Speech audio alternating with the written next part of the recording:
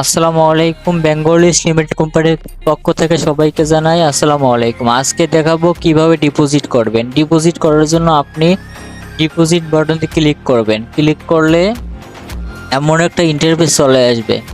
এখানে বিভিন্ন ধরনের ওয়ালেট আছে, বিকাশ, নগদ, রকেট, এবং প্রত্যেকটাতে সিলেক্ট করবেন। তারপর বিকাশ, নগদ, রকেট দিয়ে টাকা পাঠাবেন। প্রথমে আমি বিকাশ দিয়ে 100 টাকা ডিপোজিট করে দেখাবো। প্রথমে বিকাশ সিলেক্ট করার পরে এখানে অ্যামাউন্ট বসাই দিব 100 টাকা, এবং যে নাম্বার থেকে টাকা পাঠাই দিব সেই নাম্বারটা এখানে বসাই দিব।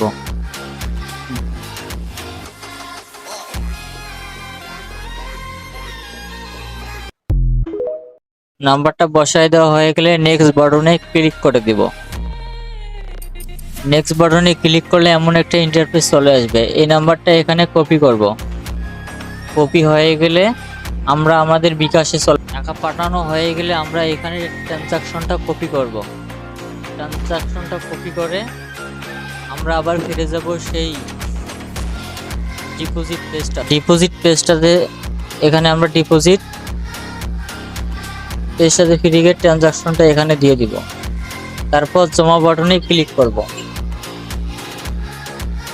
জমা বাটনে ক্লিক করলে রিকোয়েস্টটা যাবে, পেন্ডিং অবস্থায় থাকবে। আমাদের রিকোয়েস্টটা পেন্ডিং অবস্থায় আসে সেটা দেখার জন্য আমরা ডিপোজিট হিস্টোরিতে ক্লিক করব। ডিপোজিট হিস্টোরিতে ক্লিক করলে আমরা আমাদের পেন্ডিংটা দেখতে পারবো। এখানে অ্যাপ্রুভ হলে সাথে সাথে টাকাটা জমা হয়ে যাবে।